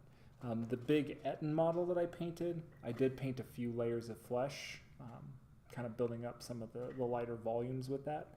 That was a larger model, and so I messed around with that, but I have not done too much with airbrushing. The one thing is, when I paint, my favorite models to paint are, like smaller things like this size. I really like doing these small models, doing tiny details on there, freehand, things like that.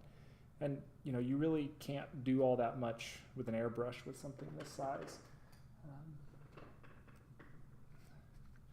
I don't really like painting larger models all that much, and those are the ones that really benefit from learning a lot of the airbrushing technique. So we'll see.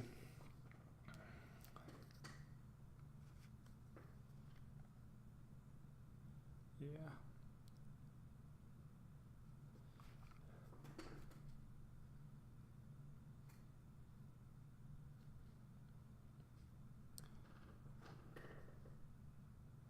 Man.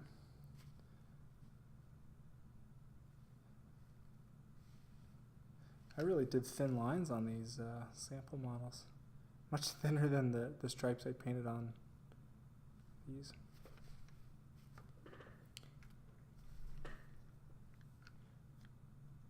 Just kind of showing you.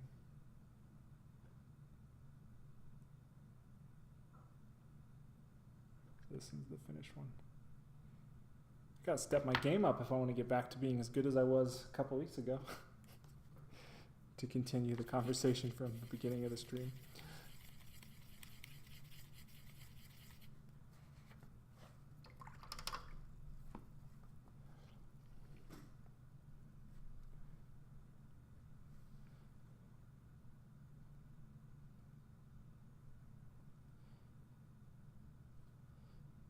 Yeah, at the beginning of the stream I was commenting about how sometimes there's models that I've painted in the past that kind of baffle me. You try to get better as you go, but sometimes you catch lightning in the bottle a little bit and you paint something and it's just so amazing. You can't quite do that again on your next few attempts.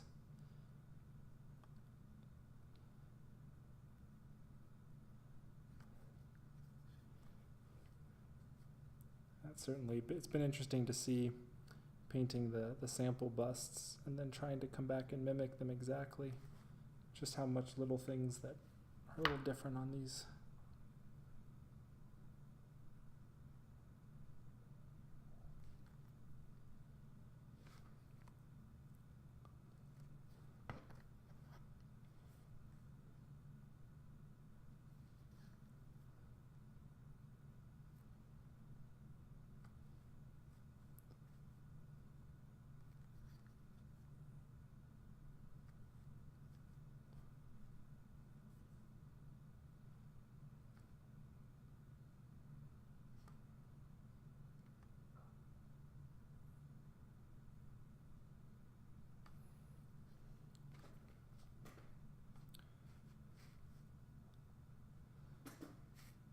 So I'm pretty happy with where the highlights are now. Now we're going to start working on shading. So I'm going to add a little bit of black to this Dubai brown glaze. And when you're adding darker colors to lighter paints, a little bit can go a long way, especially when it's as thin as this, when it's this glaze layer. There's really not that much brown paint. I mean, it looks like a lot of brown paint, but I added a lot of water. If you remember how much, that's about how much of the Dubai brown I had before I started doing the glaze. So if I were to just bloop in some black, it can easily be way more black than I intended because it's deceiving just how much pigment is actually in this glaze.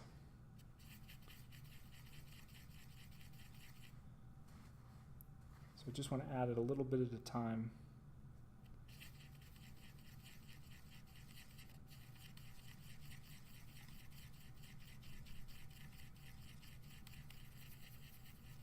And then test the color.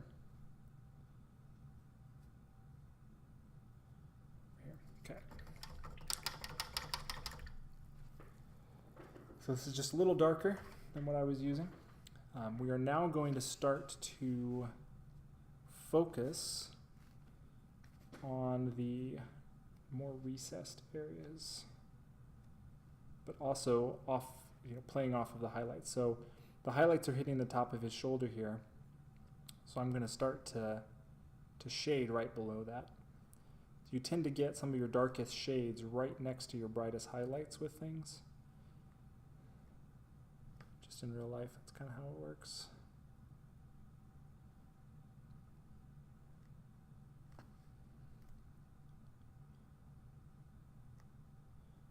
work it down into the crevices.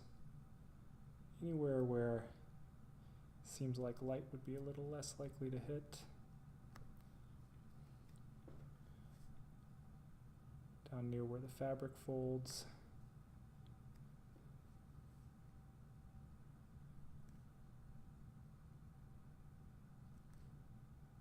The sculptor put in some like torn bits.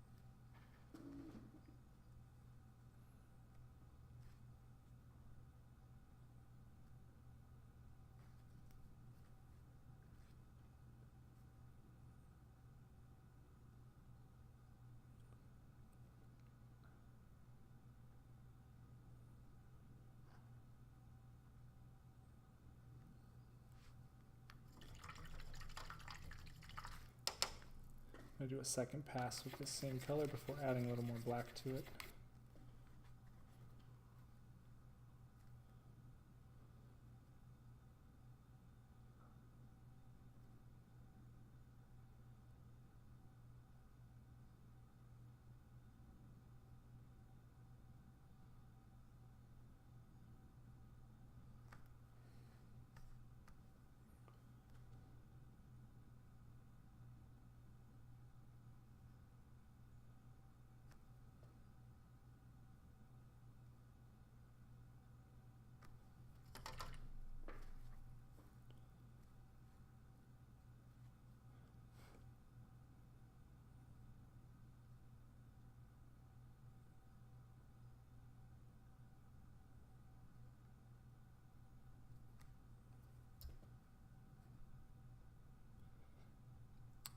If you, when you're doing this, if you have a spot where you're not quite sure, you have a highlight spot and a shadow spot kind of near each other, and it's a little hard to gauge where to kind of stop your shading, you can do what you see me do just a couple times really quick here, which is I dip my paint in water and sort of fuzz that edge with the water.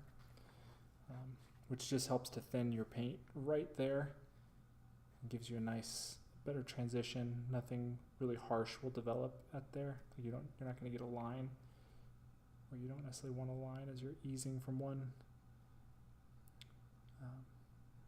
darkness level into another one.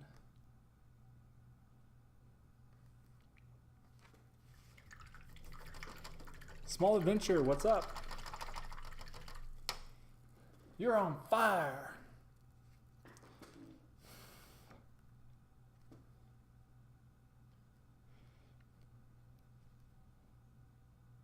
Are you just rubbing it in about the fact that I live in Arizona in the desert and what temperatures we're dealing with here?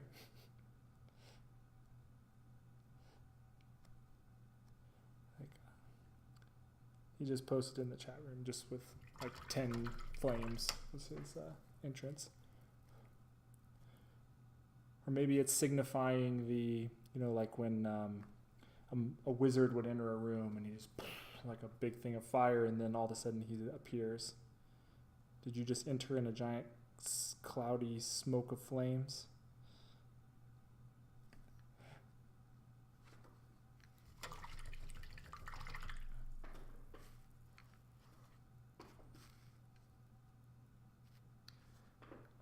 I'm going to add a little bit more black.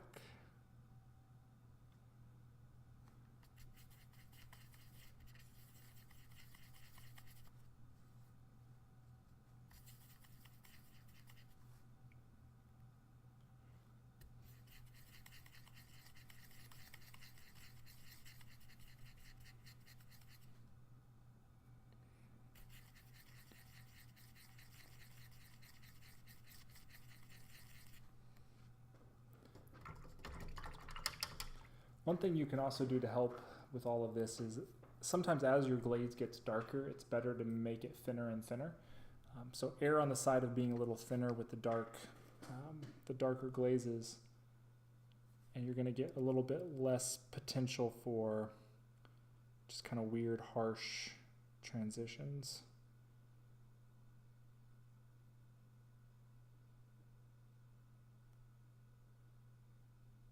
Because you just don't have that much pigment gathering in one spot to create that.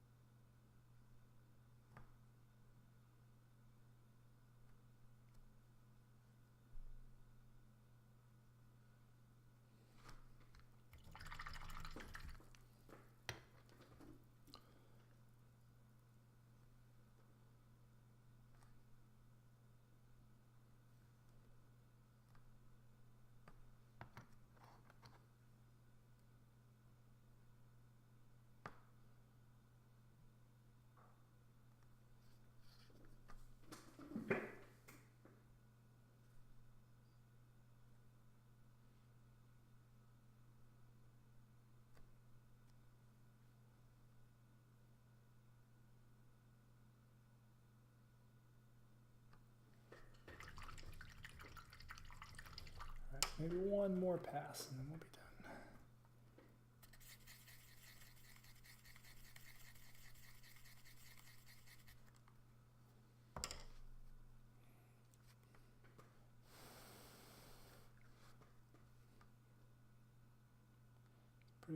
Pretty close.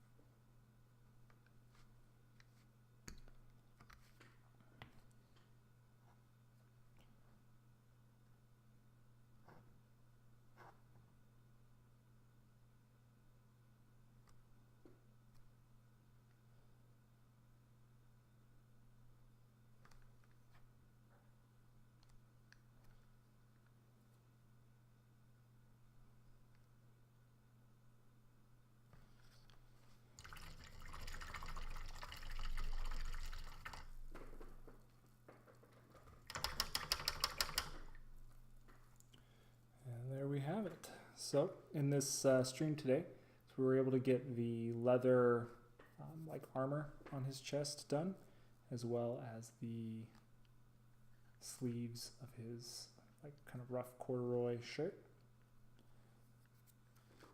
Just kind of give you some progress shots where we're at.